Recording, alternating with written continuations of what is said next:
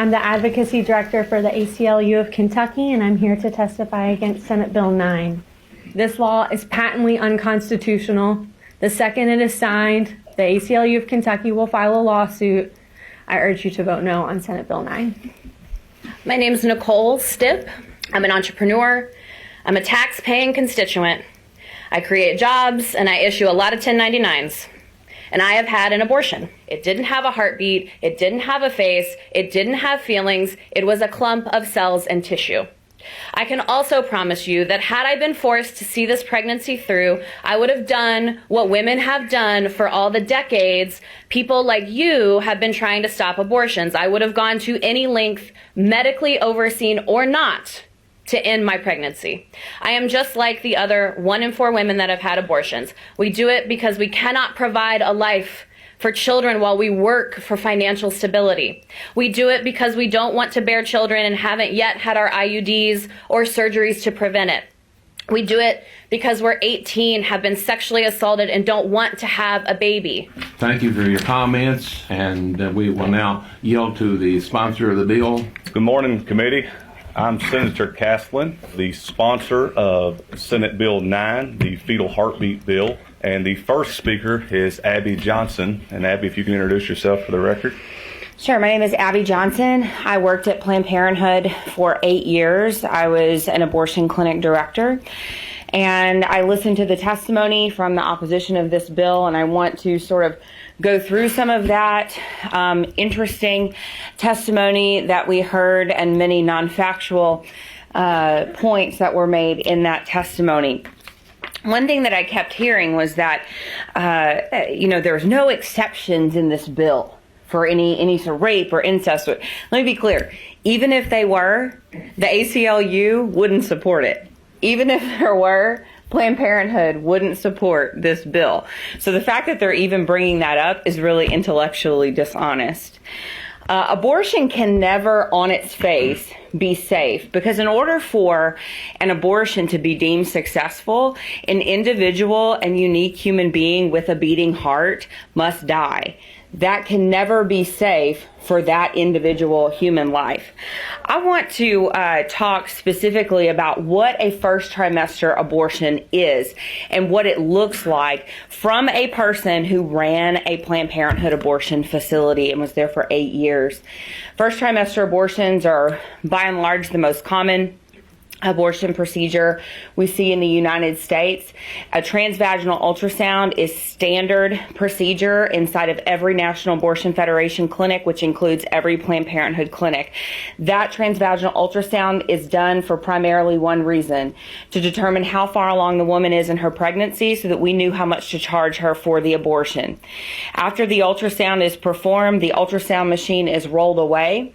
The doctor comes in, who, by the way, has no conversation with the woman before the abortion. The fact that many people say abortion should be a decision made between a woman and her doctor is laughable. There is never a time where the abortion doctor goes in, sits down with the woman, and goes over risk, alternatives, and benefits to abortion. It does not happen. The doctor starts performing the abortion. He's going to insert into the woman's uterus, into the cervix, metal dilation rods, graduated metal dilation rods. He's going to dilate the cervix enough so that he can insert something called a suction cannula. That cannula looks like a straw. It is graduated. It gets bigger depending on how big the baby is in the womb, so that the head will be able to fit through that suction cannula. He's going to insert that suction probe inside of the woman's uterus. Ultrasound guidance is not used. That is not the standard protocol inside of National Abortion Federation or Planned Parenthood clinics. He's going to take that probe and he's going to blindly poke around inside the woman's uterus until he thinks he has enough blood and tissue in a glass jar. That glass jar is going to go into a lab called the POC lab. POC in the medical community stands for products of conception. The products of conception is, of course, the baby. But you can't say baby inside of the abortion clinic. So we said POC or POC, or if the staff was feeling funny, they would say that it stood for parts of children. After all the parts were accounted for, the POC lab technician would dump everything out into a glass baking dish that sat on top of an X-ray light box, and she would reassemble the parts of the baby. Please understand me, I'm talking about first trimester abortion. Yes, there are parts. Yes, they must be reassembled. The baby is fully formed. Every internal organ is formed by 12 weeks gestation. So yes, there are parts, even earlier than 12 weeks. Once all the parts are reassembled, that POC tech will take everything, dump it into a red biohazard Ziploc sort of bag, and those bags will go into a freezer in the POC lab that the staff jokingly called the nursery. And once a week, a company, a biohazard medical waste company like Stericycle, will come into the facility and they will pick up all the red bags of babies where they are taken to their facility to be incinerated. That's if the abortion facility decides they don't want to just put them in their industrial size garbage disposal and grind them up and put them into the water waste treatment facilities. That is first trimester abortion. We have already heard the testimonies from the opposition calling women who are pregnant persons, because now we live in a time where people say it is not just women who get pregnant. Now apparently men can get pregnant. And that shows you just how detached from science the pro-choice side is on this issue. Fact, only women get pregnant. You gotta have lady parts to have a baby. That's science. Science also tells us that from the moment of conception, unique and individual and unrepeatable DNA is formed. That DNA is human.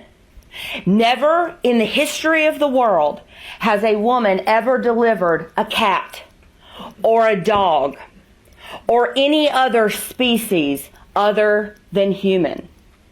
That's science. Our history tells us time and time again that it is unjust to take the life of an innocent human being. It was unjust to dehumanize an entire segment of people when we were working to abolish slavery. It was unjust to dehumanize an entire group of Jewish people in the Holocaust. But those two examples that I just gave you only exist because our society was willing to turn a blind eye, look a human person in the face, and say, that is not a human being. That is not scientific. Now we are living in such depravity that there are people, like the people that oppose this bill, that are willing to say, I know it's a human being, I know it has a heartbeat, I know there is life there, and I know it is innocent, and I'm willing to kill it. We have sunk to a new low in our society. And it is time for us to rectify what we have done. So if you are a person here who has had an abortion, I encourage you to seek healing, because abortion is not normal. Taking the life of an innocent human being that is your own flesh and blood and your own DNA, it's not normal. And there are healing resources available.